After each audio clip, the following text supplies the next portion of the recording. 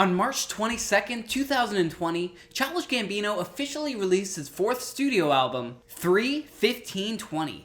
And here's what I thought. Now, it's been just over a week since I've been cooped up in my small Toronto apartment. I have forgotten how to shave, and I can comfortably say that my life is a mess. I'm just kidding, Mom. I'm doing fine.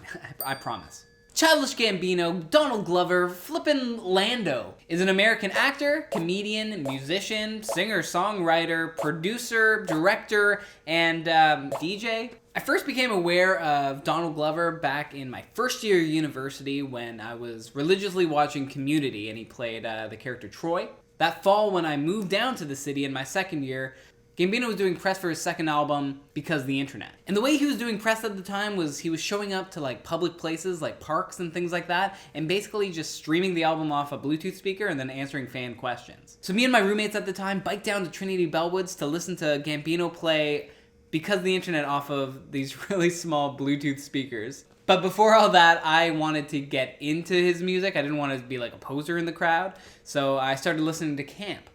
Long story short, I often credit Camp to being one of the first rap albums to get this pop-punk kid into rap. It was my gateway to other rap like Kanye and Chance that was very accessible at the time. And I've been following Gambino kind of pretty much since. To see him play the 3 p.m. slot at a music festival, only to see him play the headliner on the final night of that same music festival 5 years later, I gotta say, I kind of feel proud. His last album, Awaken My Love, was nothing like Camp. Gambino had totally matured to this new kind of like neo-funk, soul kind of vibe that you just couldn't help yourself dancing to. I also made this face quite a lot while listening to that album.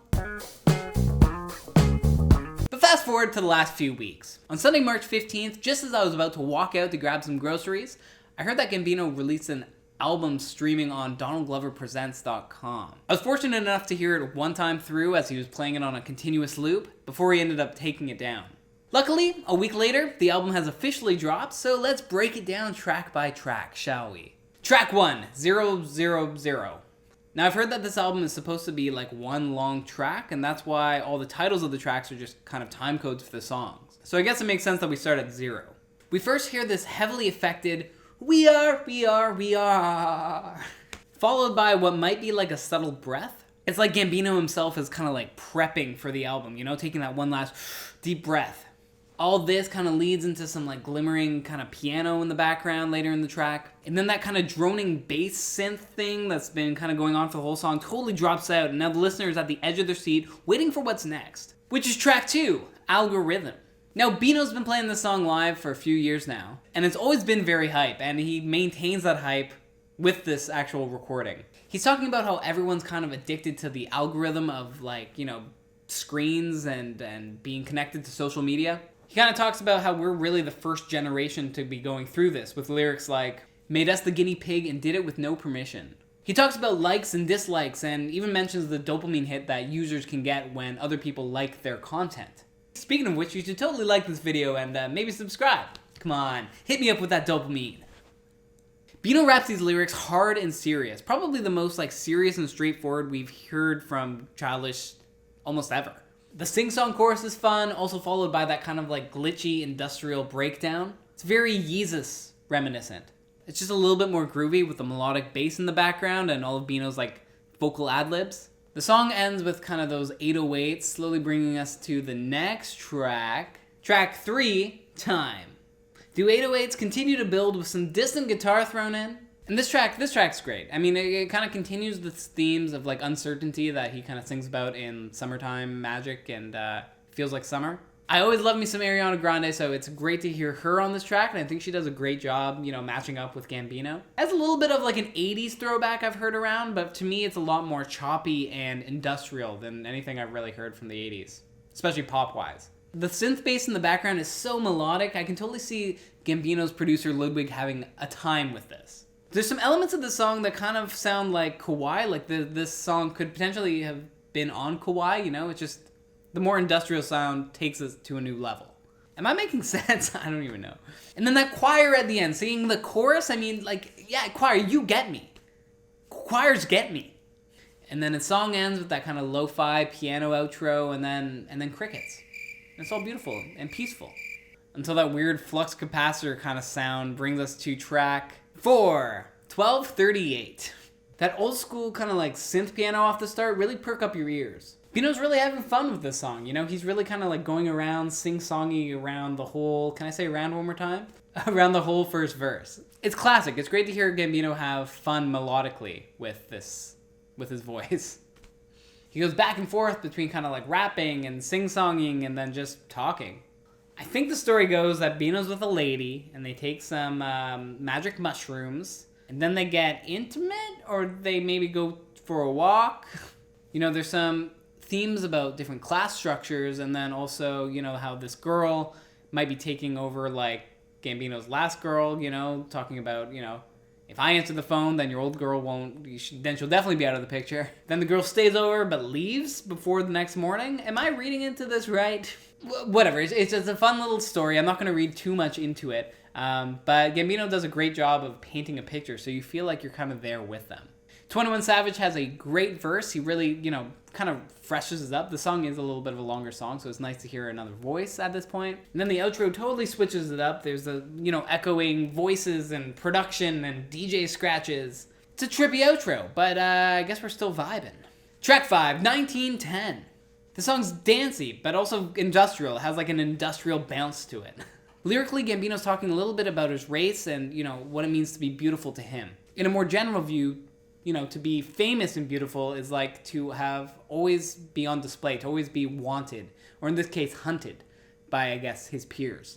Maybe not peers, but maybe just general people. Maybe his fans? I don't know. It's like people are always expecting everything of you. So I guess for him, it feels like he's being hunted. Again, this production I can totally see being kind of like a spin-off of Kawaii, but again, more industrial. There's funky guitar kind of hidden in the back. Instrumentally, I mean, the song really becomes beautiful. I think the song is definitely a grower, and I think that, you know, the more people listen to it, the more you'll discover about it and enjoy it. At least I have from the few listens that I've listened to this album. Track 6, 2419. Bino is talking to his sweet thing. This song has a bit more of that funk and gospel that made Awaken My Love so great. The way Gambino sings over the guitar at the start is kind of reminiscent of like Barefaced from Brockhampton. Bino has always been amazing at conveying his emotions through his vocal ability, and I think it really shines here. Also, the gospel vocals that come in at the end of the first verse into the second chorus, oh, so good. And then there's that bridge and the second verse thing, and you hear those like harp. Is it a harp? Maybe a mandolin? Whatever, it's beautiful. And then there's that nice outro done on an organ. And Bino is thanking his sweet thing here. And then yes, definitely that is a harp. That is a harp at that point. Then the song slowly kind of fades and we start hearing someone breathing, and the drums kind of start matching the breathing as if someone's like, you know, having, you know, going for a run. They're breathing a lot. And then they slow down and they're not running anymore. Track 7, 3222. Very industrial, experimental intro. I mean, the song is very Yeezus reminiscent. I hope that doesn't sound super repetitious, but I mean, that's the only thing I've really listened to that has that sort of kind of overbearing industrial sound. Although this song in particular sounds almost like a little bit more tribal. Like I hear people making these sounds and singing like around a fire almost. It's very different than anything we've heard on this album so far, but it definitely still fits. I wouldn't say it's my favorite track, but I definitely don't hate it. It's just that I probably wouldn't listen to it on its own. But it feels right on this album. I do like the little animal sounds at the end, though. Track 8, 35... That's not it. That is. Track 8, 3531. Little foot, big foot, get out the way. That's how I milk a cow. All the experimental instrumentals of the last track really make this track feel like a fresh breath of air. That was so hard for me to say. This song, I would say, is almost like the happiest song on this album. It's a little kitschy, you know?